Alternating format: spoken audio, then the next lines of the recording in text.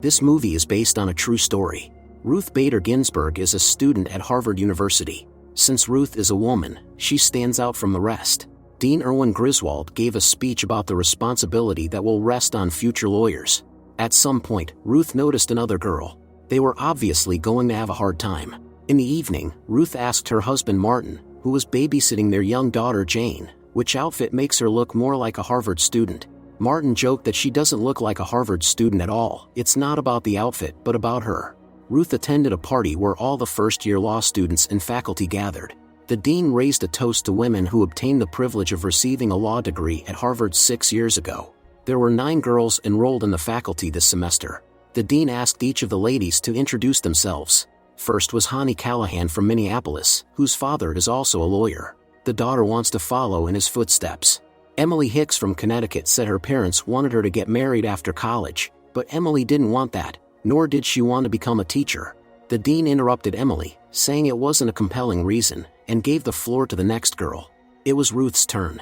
Standing up, she dropped the utensils due to nervousness. Ruth introduced herself and said she was from Brooklyn. Her husband Martin is a second-year law student. When Ruth stated that she enrolled in the university just to learn more about her husband's work and be a more attentive wife, many couldn't help but laugh.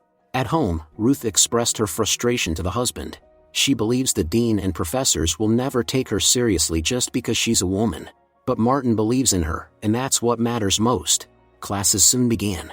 Professor Brown would be teaching contract law. When Mr. Brown asked a question, several students, including Ruth, raised their hands. The professor pointed to Donald, but he couldn't give a clear answer. Ruth and another student raised their hands again.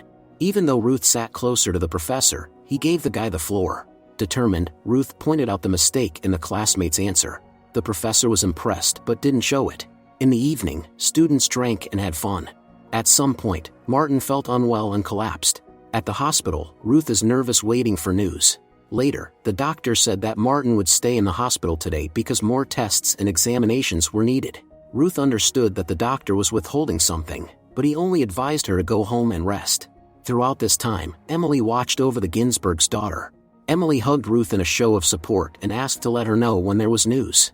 Ruth remained alone with her fear for the husband. Intuition told her things were dire. In the morning, she went to Martin in the hospital and held his hand. Finally, he woke up. Ruth tried to cheer him up. The doctor entered the room and regretfully informed them that their worst fears had been confirmed. Martin had cancer. Ruth wanted the doctor to be honest and tell them Martin's chances. The doctor replied that with proper treatment, the survival rate was 5%. So if anything helps Martin, it would be nothing short of a miracle. The doctor left. Ruth continued to hold the husband's hand. Martin couldn't hold back tears, but Ruth on the contrary didn't show her weakness. She said they would never give up. Those were the words Martin needed to hear at that moment. Ruth now attends Martin's faculty lectures in addition to her own. She believes her husband will recover soon and continue his studies. In the evenings, Ruth reads lecture material to Martin out loud. She combines their studies with taking care of their daughter. Little Jane requires a lot of attention from her parents. While Ruth was putting their daughter to bed, Martin fell asleep. Ruth covered him with a blanket and kissed. After that, she spent the whole night organizing materials and doing homework. Several years passed. Ruth, Martin, and Jane remained a happy family. Martin's illness receded, and thanks to his wife, he earned the law degree. Now, Martin has been offered a prestigious job, but it would require him to move to New York for a while. Martin doesn't want to be separated from his family. Ruth doesn't want this either, so she plans to persuade the dean to allow her to submit her coursework at Columbia University while still earning a Harvard diploma. However, the dean refused and was adamant in his decision. Then Ruth said the doctors predicted that Martin might relapse. That's why she had to be there for her husband. But the dean has not changed his mind. He is obliged to maintain the special status of the law faculty and cannot allow exceptions. If Ruth decides to leave, it will be her deliberate choice. Events then take us to 1959. All this time Ruth has been working hard, becoming the best student at both Harvard University and Columbia University. Nevertheless, she can't find a job because she's a woman, a mother, and also Jewish. Yet another small law firm refused to hire Ruth on the grounds that they had a close-knit all-male staff. If their wives found out they hired a woman, jealousy and scandals would be inevitable. Ruth had already despaired, thinking that so many years of diligent study at 2 universities had been in vain. At home, Ruth told the husband that she's ready to take a professorship because no firm would hire her. But Martin doesn't want his wife to give up on her dream and encouraged her to keep looking. After all, there are other law firms in the city. However, Ruth said she had already accepted that job. It's not what she wanted, but being a housewife would be even worse for her. Martin is ready to support any choice his wife makes. Despite everything, he is very proud of her. Events then take us to 1970. A crowd of protesters has gathered on the street, a common occurrence lately. Ruth still practices as a professor. Today's lecture is on gender discrimination. Students respect Ruth because she teaches the material with humor. Dorothy Kenyon, an outstanding lawyer among women, is the subject of today's lecture. Dorothy is one of the few women who became a lawyer. There are many laws in place that restrict women's rights. What's more, this is entirely legal. The authorities do not hide it and have no intention of amending the legislation. Jane is now 15. Martin enjoys cooking with his daughter to make it easier for Ruth. During this time, the couple also had a son, James. When Ruth came home, she told the daughter that she had spoken to her teacher and found out about the truancy. Ruth wants to know where the daughter has been. Jane confessed that she and her friend Denise attended a rally and listened to Gloria Steinem. She is a well-known feminist who created her own magazine and has repeatedly addressed the Senate. Ruth forbade her daughter from attending rallies from now on, as it could be dangerous. But Jane wants to join the movement aimed at changing the existing order in the country and ending the oppression of women. The argument between the mother and daughter was interrupted by Martin. Jane sulked and went to her room. That evening, the spouses attended a business party. Martin's colleagues, all lawyers, discussed legal issues, while their wives gossiped. Ruth felt out of place in both groups. Martin is popular and respected among his colleagues. Ruth is proud of him, but she's upset that her words, like those of other women, don't mean much. After the party on the way home, the couple argued. Martin tried to reassure his wife, saying that what she does is equally important. Ruth is training the next generation of lawyers who will change the world. In a burst of emotion, Ruth shouted that she wanted to change the world herself. One day while Ruth was preparing for a lecture, Martin brought her an interesting case. It involved a denial of a tax deduction for caregiving for a disabled person. The denial was based on the fact that the caregiver was a man. Ruth became interested and read the tax code, which stated that a caregiver must be a woman. It was discrimination, not against women, but against men. Ruth is convinced that if the Supreme Court deems this law unconstitutional, it will set a precedent.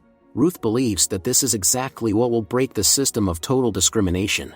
Ruth told her husband that they should take on this case.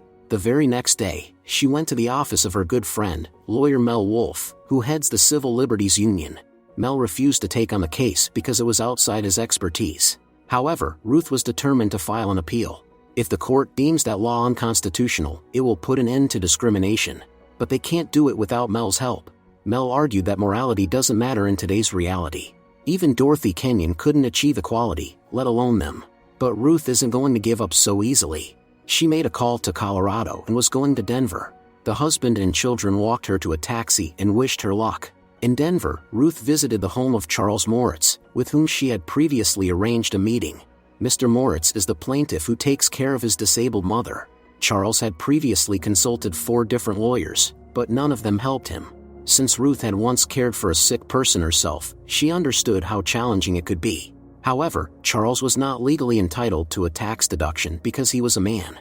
Ruth said that she was here not for the money but for the truth.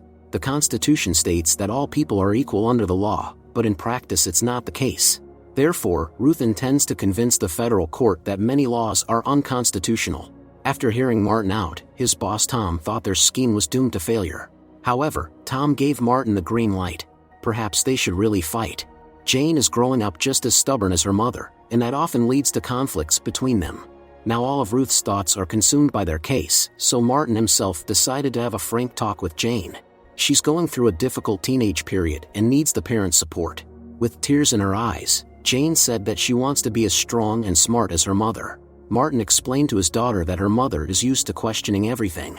It allows her not to give up and to pursue her goals despite everything.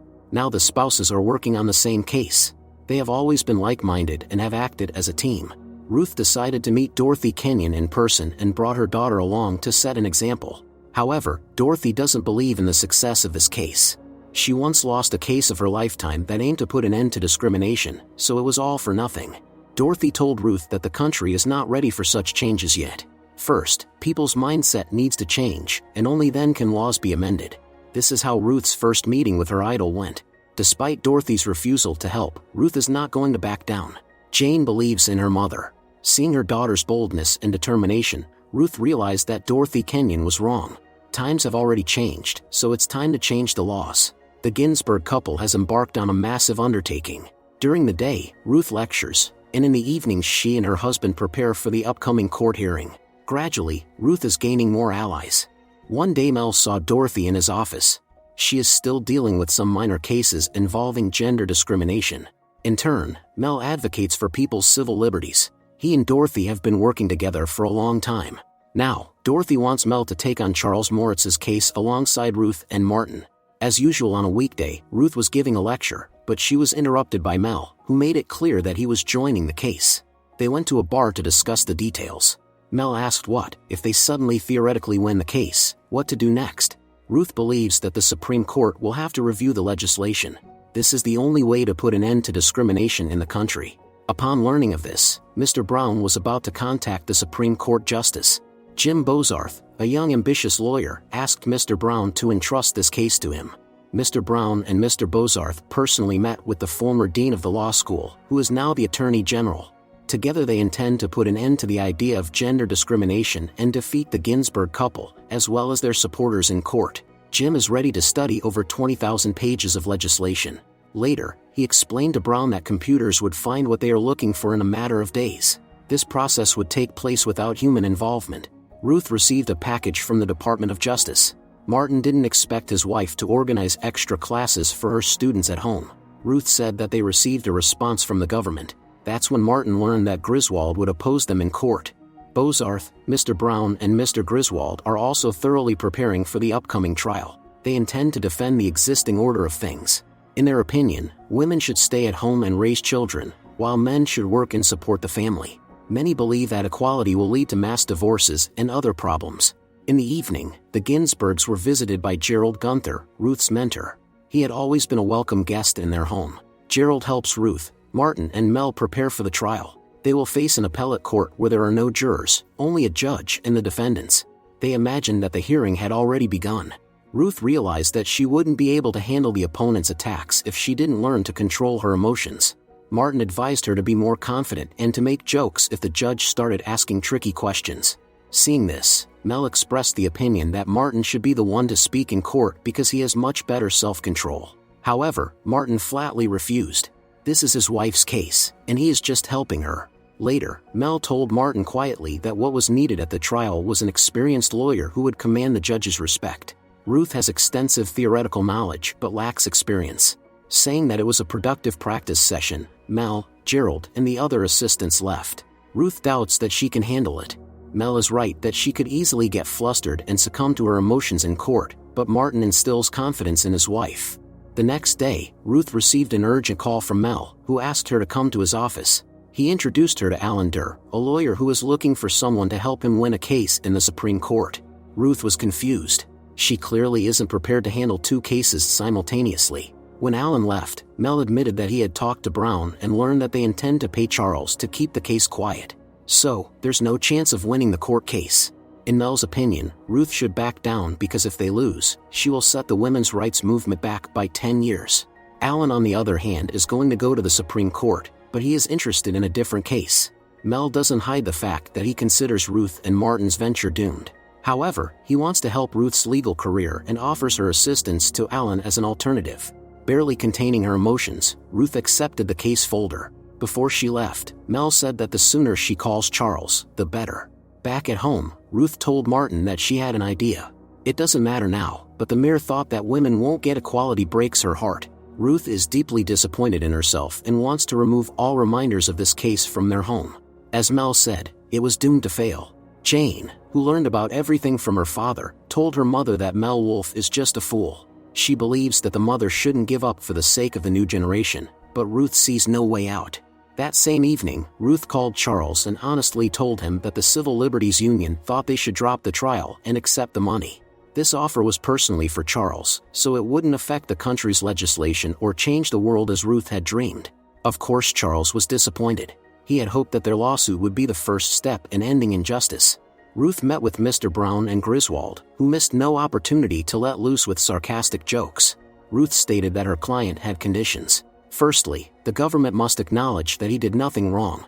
Secondly, the court must recognize the law that prohibits men from claiming tax deductions for caregiving as unconstitutional. Now Brown and Griswold weren't in the mood for jokes. They realized that Ruth had changed her mind, so they would meet in court next time. Ruth left with her head held high.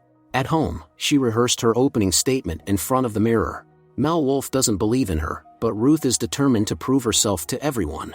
Finally, the day of the court hearing arrived. It was a pivotal moment for Ruth. Martin told her that she had been preparing for this all her life, so she had no right to lose. Ruth, Martin and their opponents entered the courthouse. Charles Moritz was already here, as was Mel Wolfe, who despite everything, came to support Ruth and her husband. The judge declared the court session open. Brown and Bozarth were confident in their victory because tradition was on their side. Martin was given the floor as the plaintiff's attorney. However, the judge began asking many questions that made causing Martin to get lost in his arguments. So Martin handed the floor to his co-counsel, Ruth. Barely containing her nerves, Ruth delivered her opening statement. As Mel had advised, she countered the judge's attacks with sarcastic comments. The judges pointed out that all the families and their surroundings were structured in such a way that women stayed at home and cared for children and the elderly, while their husbands earned money. Ruth objected, pointing out that her client had never been married and was caring for his elderly mother. Realizing that her arguments were not being taken seriously, Ruth requested a pause. Charles quietly asked Mel how their case was going. Mel hinted that it was going very poorly. Martin and Ruth understood that their chances of winning the case were approaching zero. Next, the court gave the floor to Jim Bozarth. With charisma and a fantastic sense of humor, he immediately won the audience's sympathy. Bozarth's main argument was that the entire country would suffer if women were to be considered equal to men. That's the way it is historically. The court then gave the floor again to the plaintiff's attorney. Martin was about to speak, but the wife stopped him at the last moment. She wanted to speak for herself. This time Ruth was more confident and cited numerous historical examples of gender discrimination. However, she emphasized that times were changing, and if the court upheld this questionable legacy, America's children would not have a free future. The judges were impressed by Ruth's speech. They knew she wasn't just a female attorney but also a professor. Ruth continued her speech, stating that people like Charles should not feel oppressed. All people should have equal rights, regardless of their gender. And now, the judges had the power to set a precedent that would start a change. At that moment, Martin felt pride in his wife. After the preliminary hearing, Mel approached Ruth and expressed his admiration. They didn't know who would win the case, but Ruth was one of the few who had found the courage to challenge the existing order. The spouses had done it together. Martin, Ruth, and Jane were going to celebrate. Then, the voiceover tells us about the real characters of this story. The Denver County Appellate Court overturned the decision of the tax court and concluded that Charles Moritz was entitled to a tax deduction for caregiving. Moritz's case became the first to declare gender discrimination unconstitutional. Ruth Bader Ginsburg became a leading gender rights attorney, while Martin became an outstanding tax attorney and earned a professorship. He passed away in 2010, a few days after their 56th wedding anniversary. Jane followed in her parents' footsteps, and their son James produces classical music and started his own company. On June 14, 1993, Ruth was appointed to the United States Supreme Court. Senate confirmed her nomination.